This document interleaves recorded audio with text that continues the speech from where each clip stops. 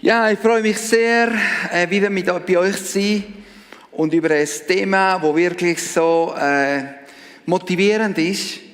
Wir machen weiter mit dem Hebräerbrief und heute werden wir ein Kapitel nehmen, das uns wirklich Mut macht, in unserem Glaubensleben vorwärts zu kommen. Vor allem, wenn wir freudlos, mutlos, wie viele haben einfach den Mut manchmal verloren, die Freude, um weiterzugehen. Ja, könnt ihr einfach ehrlich sein. Ja, genau, ich auch, wir alle. Wir machen so Zeiten immer wieder.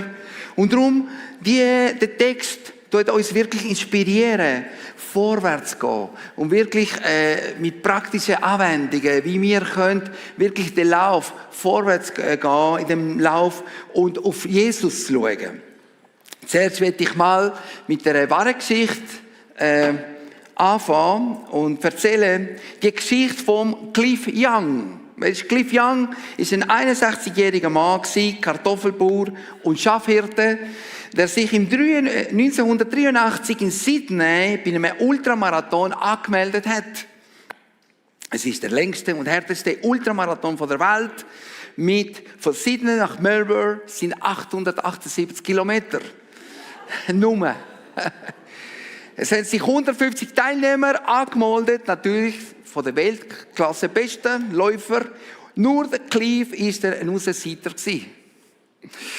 Er ist mit seinem Overall gekommen, mit seinen Gummistiefeln und er hat sich angemeldet für das Rennen. Viele haben gemeint, er macht einen Witz. Aber er hat gesagt, nein, er will sich. Und er hat Nummer 64 bekommen, um den Lauf zu machen. Natürlich, er war doppelt so alt als die anderen Läufer. 61, wie ich gesagt habe. Und als der Startschuss gefallen ist Cliff natürlich weit Weg zurückgeblieben hinter den Klassenläufer. Er ist sehr langsam gelaufen. Ganz Australien bei der Live-Übertragung hat ihn verfolgt und gesagt, bitte tun der alte Verrückte mal stoppen, bevor er stirbt. Oder sich selber umbringt. 5 Tage später, 15 Stunden, 4 Minuten später, ist Cliff Young als Erster durch die Ziellinie übergekommen und angekommen in Melbourne. Niemand hat das erwartet und er ist mit 10 Stunden im Vorsprung zu allen anderen. Was ist das Geheimnis gewesen?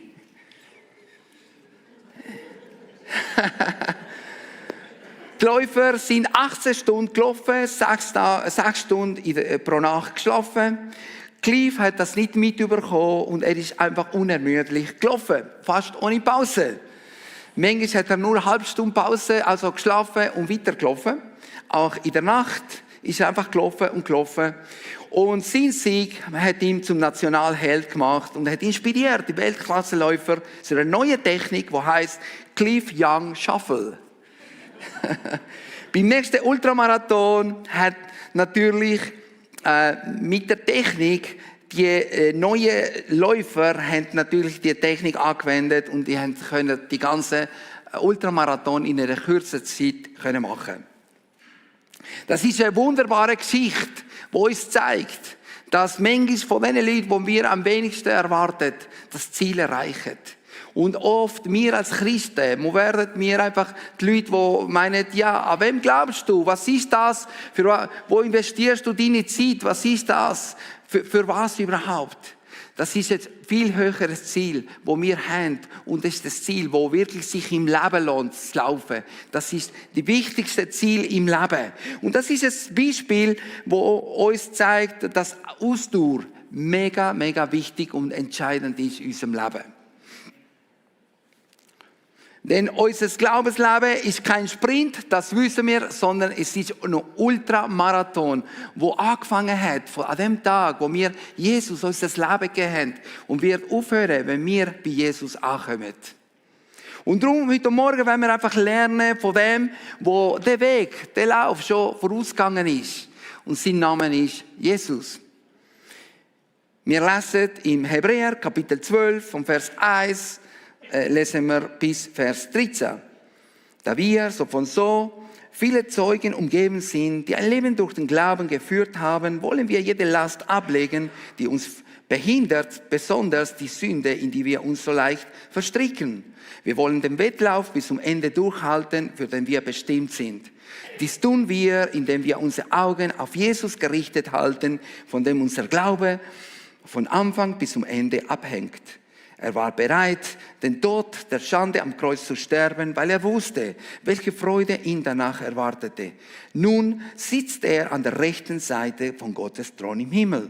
Denkt an alles, was er durch die Menschen, die ihn anfeindeten, ertragen hat, damit ihr nicht müde werdet und aufgebt.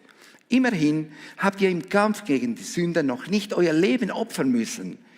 Und habt ihr die ermutigenden Worte völlig vergessen, die Gott zu euch sprach: Mein Sohn, lehne dich nicht dagegen auf, wenn der Herr dich zurechtweist, und lass dich dadurch nicht entmutigen. Denn der Herr weist die zurecht, die er liebt, und er straft jenen, den er als seinen Sohn annimmt. Wenn ihr Schweres ertragen müsst, dann erkennt darin die Zurechtweisung Gottes. Denkt daran, dass Gott euch als seine Kinder behandelt. Wer hätte je von einem Sohn gehört, der nie bestraft wurde? Wenn Gott euch nicht zurechtweist, wie er es doch bei allen Menschen tut, dann heißt das, dass ihr nicht seine rechtmäßigen Kinder seid. Unsere leiblichen Väter erzogen uns mit Strafe und wir hatten trotzdem Achtung vor ihnen. Sollten wir uns da nicht umso bereitwilliger der Erziehung unseres himmlischen Vaters unterordnen, damit wir leben? Denn unsere leiblichen Väter haben uns eine Zeit lang erzogen, so gut sie es konnten. Aber Gottes Erziehung ist immer richtig und gut für uns, weil sie bedeutet, dass wir Anteil an seiner Heiligkeit erhalten. Keine Strafe ist angenehm und während wir sie erleiden, ist sie immer schmerzlich. Doch danach werden diejenigen, die auf diese Weise geformt werden, inneren Frieden und ein Leben in der Gerechtigkeit gewinnen. Stärkt also eure müden gewordenen Hände und stellt euch fest auf euren zitternden Knie. Schafft gerade Wege für eure Füße, dann werden alle, auch wenn sie schwach und lahm sind, nicht stolpern und fallen, sondern stark werden. Amen.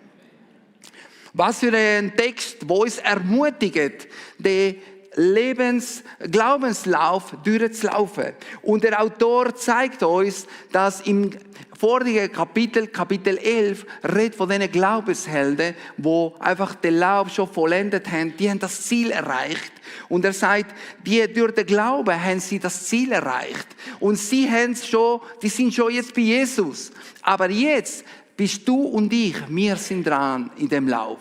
Wir sind dran. Wir sind die Glaubenshelden, die dürfen und müssen das Ziel erreichen. Der erste Punkt ist, warum sollen wir einfach das Rennen laufen, den Glaubenslauf laufen?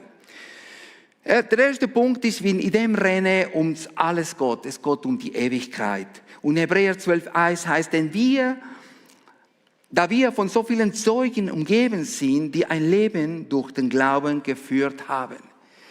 Die haben nicht irgendeinen Lauf gemacht, sondern sie sind im Glauben. Im Glauben haben sie einfach die Verheißungen erreicht. Teilweise auch nicht, teilweise haben sie einfach die Verheißungen gar nicht gesehen, aber schon im Himmel.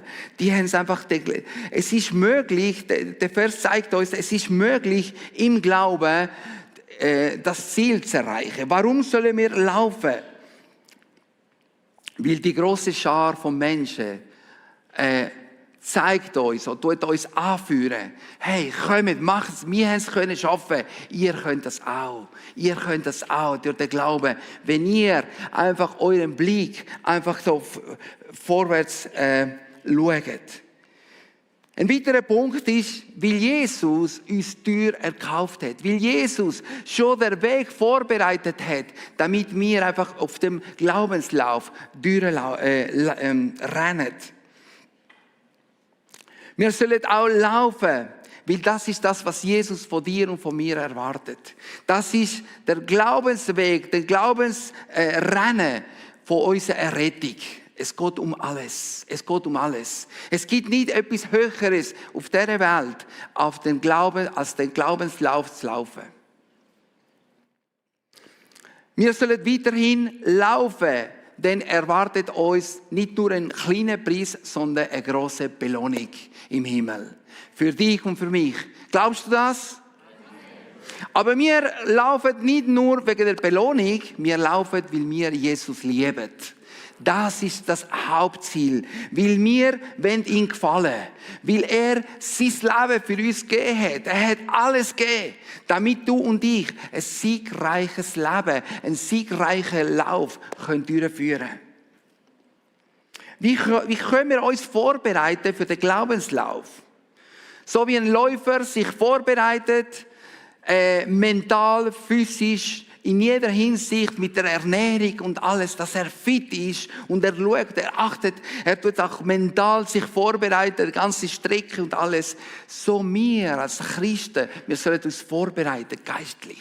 In unserem Geistlichen, weil nur durch den Glauben, wenn wir einfach mehr und mehr sehen, einfach wie die Glaubenshelden vorausgegangen sind, wie Jesus, werden wir können fit sein für das Glaubensrennen. Das Erste, was wir sehen, ist, wir sollen die falsche Ausrüstung ablegen. Wir sehen, dass Clive hat angefangen und er ist gekommen mit diesen Stiefeln. Er ist gekommen mit diesen Stiefeln und er hat sich so angemeldet. Und man hat ihn gefragt, ja, warum tust du dich anmelden? Er hat gesagt, ja, jedes Jahr habe ich geschaut, wie die Läufer an seinem Farm vorbeigelaufen sind. Und er hat gedacht, okay, er muss sich mal melden. Und so hat er angefangen mit den Stiefeln, mit dem Overall, ja. Und man sagt eben, in diesen Tagen hat er natürlich Turnschuhe bekommen, er hat die richtige Ausrüstung. Aber das Erste ist, lege die falsche Ausrüstung ab. Das ist eine Ausrüstung, wo wir leben in einer gefallenen Welt. Und das ist und hier heißt in Vers 12,1, wir wollen jede Last ablegen, die uns behindert oder hindert, besonders die Sünde, in die wir uns so leicht verstricken. Die Bedeutung vom Ablegen auf griechische Wort heißt apotemenoi und bedeutet die alten Kleider wegwerfen. Wir sehen, dass die Athleten in den Stadien früher, sie sind fast halbnackt, sind sie gerannt. Warum? Sie haben gewusst, jedes Gramm ist zu viel. Und nur so werde ich das Ziel erreichen, nur so werde ich gewinnen. Und das muss auch unsere Gesinnung sein.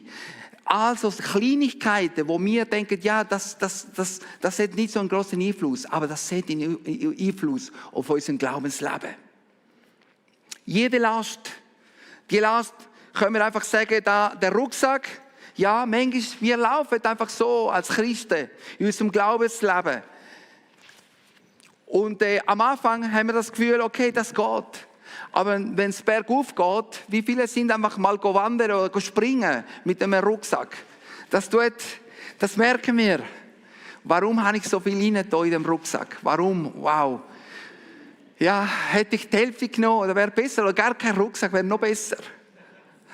Ja, und darum, da redet uns sein Wort, wir sollen jede Last ablegen, jede Last, alles, was uns wirklich so hindert, vorwärts zu kommen. Was können die Lasten sein?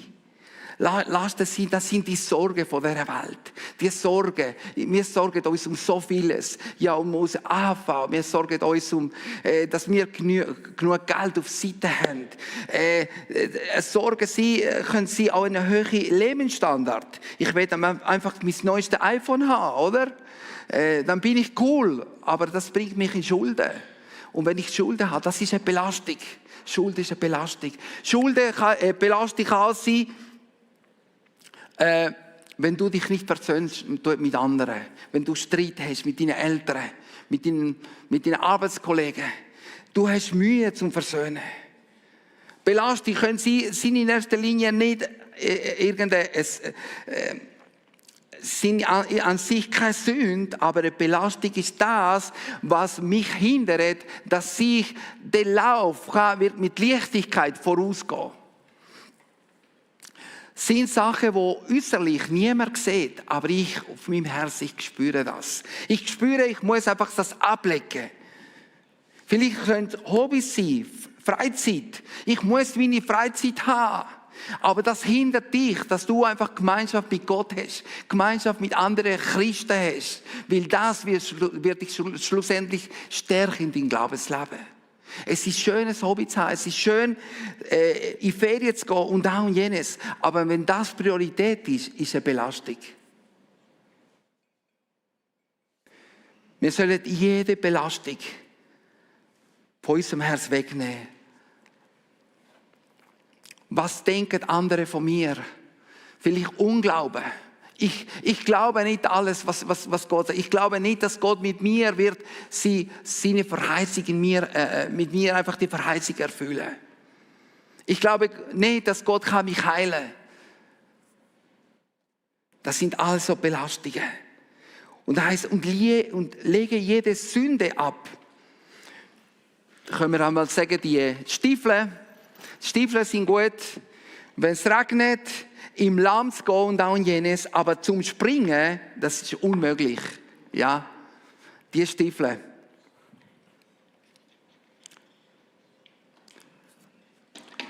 Sünden sind Sachen, die uns wirklich hindern, dass wir mit Jesus wandeln können.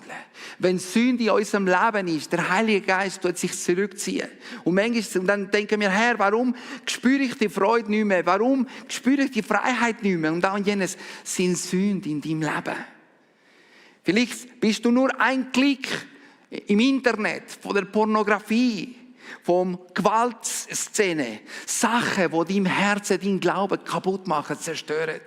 Es ist schön, jeden Sonntag in der Kleingruppe zusammenzukommen, Gottes Gegenwart. Aber wir müssen unser Herz bewahren. Bewahren, dass die Sünde nicht sich reinschlicht. So schnell, in ein paar Minuten, wie schnell können wir einfach Sünde zulassen in unserem Leben. Was hören wir? Sachen, die unsere biblische Werte kaputt machen. Wo unsere biblischen Werte gegen die biblischen Werte sind. Sündiges Verhalten, Stolz. Niemand sieht oder nicht so viel. Selbstgenügsamkeit, ich weiß es. Ich weiß, wie man als Christ leben kann. Überheblichkeit, Groll, Bitterkeit. Vielleicht Personen, die dich dermaßen verletzt haben und du hast Mühe, die Person zu vergeben. Jesus sagt dir heute Morgen, lass es los. Lass es los. Du brauchst einfach ein reines Herz. Ein reines Herz, damit du kannst wirklich befreit sein von jeder Last, von jeder Sünde. Und so wirst du können, den Glaubenslauf können rennen. Der nächste Punkt ist, laufe mit Geduld und Ausharren. Gibt es einfach da im Vers, wo heißt, wir wollen den Wettlauf bis zum Ende durchhalten, für den wir bestimmt sind. Weißt du, dass du für den Wettlauf bist bestimmt worden? Du bist bestimmt worden. Jesus hat dich auserwählt. Und dass du den Wettlauf bis zum Ende, bis ans Ziel. Es ist eine Garantie und die Garantie ist Jesus. Und er sagt, ich habe ihn auserwählt. Ich habe Amos auserwählt, Lea und jedem von euch auserwählt, dass ihr den Wettlauf einfach rennt, aber nicht nur einfach rennt, sondern siegreich rennt. Und für das brauchen wir Geduld. Geduld. Es ist nicht immer einfach. Es werden immer Zeiten kommen, wo wir einfach nicht verstehen, warum und wieso. Und für das zum Rennen müssen wir einfach Stiefel wegtun, zünden und jetzt tun wir einfach die coole Sportschuhe. Und dann sind wir leichter, dann sind wir parat zum Rennen. Mit Geduld und Ausharren. Es gibt einen Bibelvers, der heißt, der Gott der Geduld und des Trostes sei mit euch, macht euch eins. Gott ist Geduld. Der wird euch das schenken, das Ausharren. Auf Hebräer heißt die Ausharren Hypomone mit beharrlicher Geduld und Standhaftigkeit. Was ihr jetzt braucht, ist Geduld, damit ihr weiterhin nach Gottes Willen handelt. Dann werdet ihr alles empfangen, was er versprochen hat. Wir brauchen Geduld, damit wir es im Willen tun können. Es geht nicht um uns, ja, es geht um ihn. Und wenn du keine Geduld mehr hast, kannst du ihn Gott bitten, Herr, schenke mir Geduld. Er hat genug Kraft. Er hat genug Power, wo er kann uns immer wieder neu schenken, damit wir einfach manchmal schwierige Situationen ertragen können. Und wir lernen, dass Jesus auch gelernt hat, einfach geduldig zu sein. Jesus hat gelernt und hat gewusst, wo er hergehen muss, wenn er einfach keine Kraft mehr hatte, wenn er mutlos war. Was hat er gemacht? Wir sehen, als Jesus kurz vor der Kreuzigung war, im Garten Gethsemane, er hat mit seinen Jüngern gegangen und er hat gesagt, betet für mich, ich brauche eures Gebet. Ja, und du brauchst das Gebet von deinen Geschwistern. Du brauchst das Gebet. Er ist zum Vater und er hat auch zum Vater geschrauen, Herr, wenn irgendeine andere Möglichkeit, und wenn es nicht so ist, ich weiß, du wirst mir die Kraft geben. Jesus hat gewusst, wo die Quelle ist. Und das sollen wir auch wie Jesus. Zum Jesus gehen, aber auch mit unseren Geschwistern.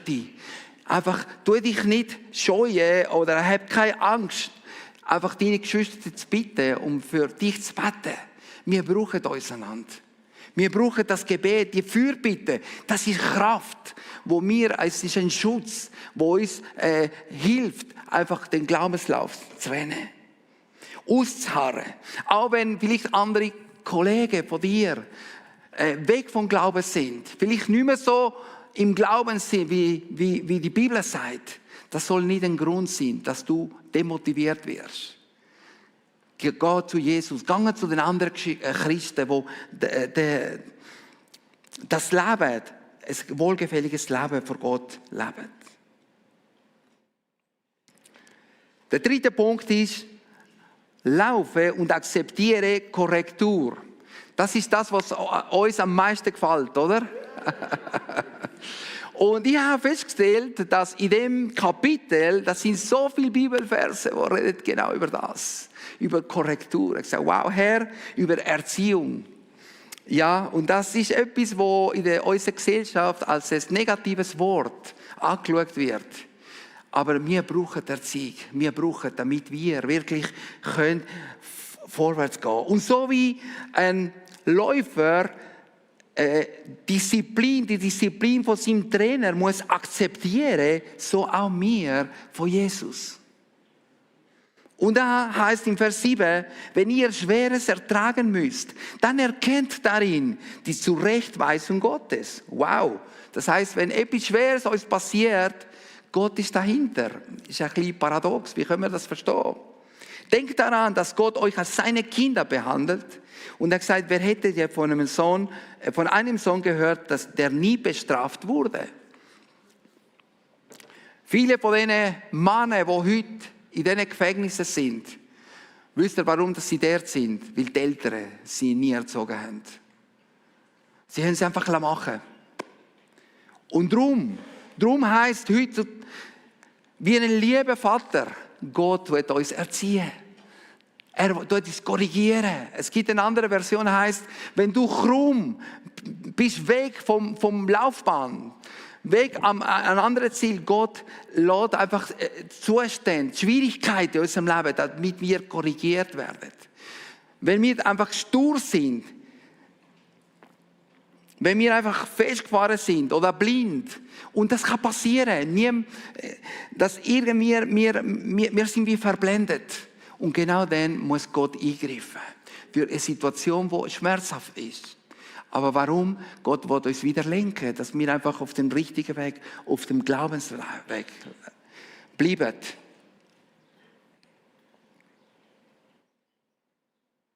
Ich habe mich nie gefreut, wo meine Mami mich korrigiert hat. Oder mein Vater, meistens war es meine Mutter.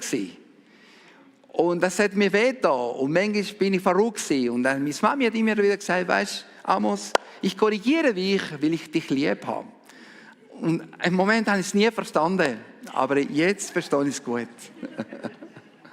Ich glaube, euch ist es manchmal auch so gegangen. Korrektur anzunehmen von vielleicht euren geistlichen Leiter, von eurem Pastor, Kleingruppenleiter, Zonenleiter, Geschwister.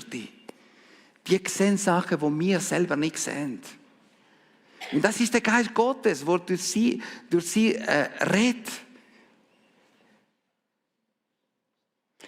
Es gibt zwei Arten, wie wir reagieren können auf die Korrektur. Erstens, wir können gleichgültig sein. Ist mir egal. Ich habe die Person verachten. Der Leiter ist sowieso nichts wert. Ja. Der soll mir ja nicht etwas sagen. Ja. Gegen den Pastor, gegen die Gemeinde, gegen alles. Oder zweitens, wir können überempfindlich reagieren. Wir können uns rebellieren. Mut verlieren. Ich tue es emotional uns zurückziehen. Wir sind zwar da, aber wir sind passiv. Wir rennen nicht mehr dabei. Okay? Kennt ihr? Ja, mein Körper ist da, aber mein Geist ist irgendwo in der Ferien, irgendwo in einem Fußballmatch, was auch immer. Ich habe innerlich abgeschaltet. Beide Reaktionen sind falsch. Von Jesus sollen wir lernen.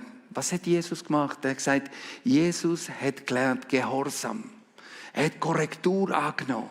Immer wieder. Obwohl er in Hebräer 5 heißt, Kapitel 5, dass Jesus hat Gehorsam gelernt. Obwohl er Gottes Sohn war. Er hat Gehorsam gelernt. Und das ist etwas, was in unseren Kopf nicht hineinkommt. Und darum hat Gott ihn so erhoben. Darum ist es so majestätisch, weil er sich unterordnet hat. Und er hat immer wieder gesagt, Herr, nicht mein Wille soll geschehen, sondern dein Wille. Bis das Kreuz. Er wäre nicht ans Kreuz gegangen. Aber gesagt, aber Vater, wenn dein Wille ist, dann gehe ich. So stark. Soll auch die Haltung sein von uns. Herr, ich verstehe es nicht. Aber wenn dein Wille ist, okay, schenk mir die Kraft. Ich will Gehorsam lernen. Und darum heißt da, mein Sohn, lehne dich nicht dagegen auf, wenn der Herr dich zurechtweist und lass dich dadurch nicht entmutigen. Denn wenn der Herr liebt, dann erzieht er mit der nötigen Strenge jeden, der er als seinen Sohn annimmt. Das ist das Zeichen, dass du und ich Kinder Gottes sind. Söhne und Töchter Gottes, dass Gott uns erzieht. Da kannst du dich freuen, kann man nicht sagen, zwischen Klammern. Aber Herr, du schaust für mich. Du schaust, dass ich wirklich ein starker Mann Gottes, eine starke Frau. Und danke, dass du einfach die Situationen zugelassen hast, dass ich nicht einfach reingerutscht in Sünde, hätte ich mich von dir abgewendet. Darum, wenn Gott zu dir redet, durch Situationen, durch Menschen, mach deine Augen, Ohren nicht zu. Öffne dich, akzeptiere es. Und für das braucht es Demut. Immer wieder Demut. Das tut unserem Stolz weh. Weil wir sind einfach stolz, vom Natur aus. Und wir brauchen einfach, so wie Jesus, demütig sein. Und im Moment heißt, keine Strafe ist angenehm. Und während wir sie erleiden, ist sie immer schmerzlich. Es tut weh. Doch danach werden diejenigen, die auf diese Weise geformt werden, inneren Frieden und ein Leben in der Gerechtigkeit gewinnen. Gott wird uns den Frieden uns schenken. Der ewige Friede. Die Gerechtigkeit, die nur er schenken kann. Aber wenn kommt das? Wenn wir einfach die Bewährungsprobe bestanden haben. Wenn wir daran ausgeharrt haben. So wie Jesus, wenn wir uns demütigt haben. Drum, der dritte Punkt, wo sollen wir laufen, wo soll unser Blick ausgerichtet sein? Auf Jesus. Auf Jesus. Er ist der Weg schon vorausgegangen. Und er zeigt uns immer wieder, schau, ich habe das. Laufet so. Und ihr werdet einfach 1000-mal das nicht bereuen. Sondern im Gegenteil. Schau auf Jesus. Und aufsehen zu Jesus, dem Anfänger und Vollender des Glaubens.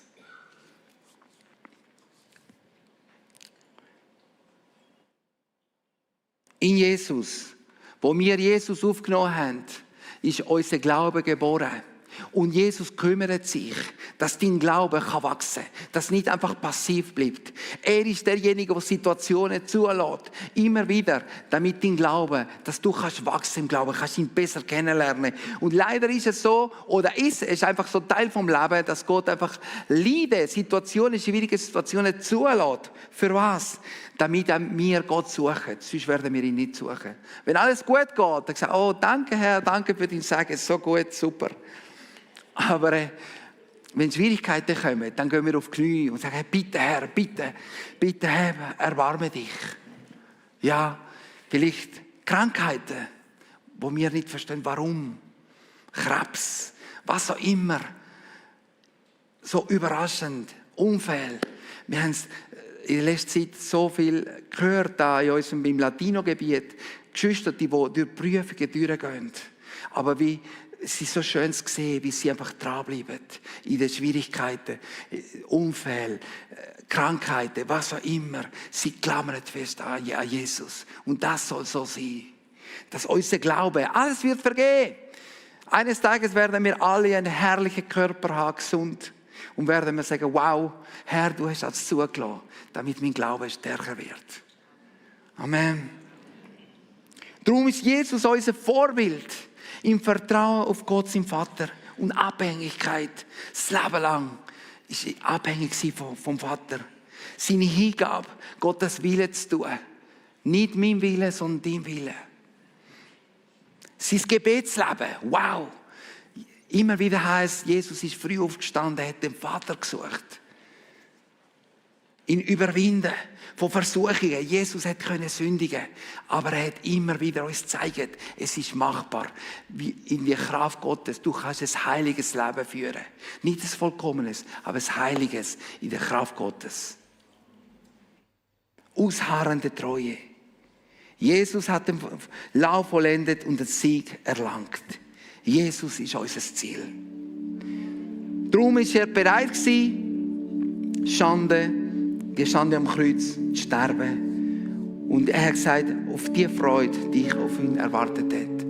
Er hat sich gefreut auf die persönliche Beziehung mit dir und mit mir. Darum hat er all das erduldet. Und heute Morgen möchten wir unsere Zeit nehmen, dass wir daran denken, was Jesus alles für uns da hat. Und dass er uns ruft, einfach wirklich, einfach diese Schritte, diese Punkte, einfach zu gehen, dass wir einfach wirklich unseren Glaubenslauf rennen können. Mit Leichtigkeit. Ich möchte euch bitten, einfach aufzustehen und dass ihr einfach eure Augen zumacht.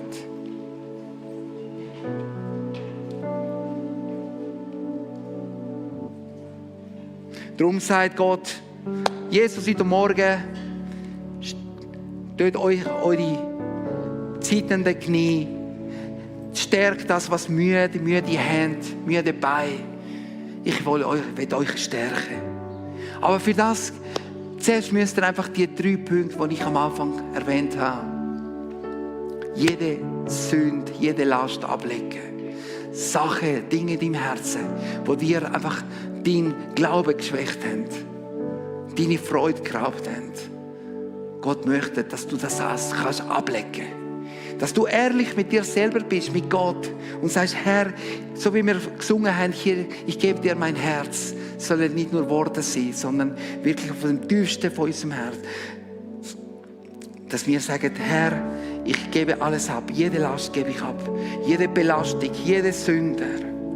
Oder vielleicht hast du keine Geduld, du hast keine Kraft zum Weiterlaufen, dass du zu ihm dich bügst und sagst, hilf mir, schenk mir Kraft. Vielleicht hast du Mühe, Korrektur anzunehmen, dass du einfach ihm bittest, Herr, nimm meinen Stolz weg, nimm das, was mich hindert, immer mich dir zu unterordnen. Ich will deinen Willen tun, so wie du den Willen vom Vater da hast.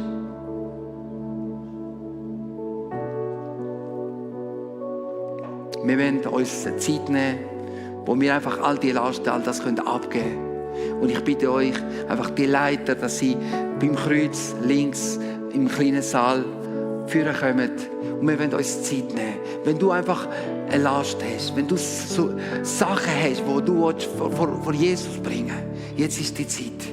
Wenn du Kraft brauchst zum Ausharren, wenn du die Freude verloren hast, Gott möchte dir neu beschenken mit seiner Kraft.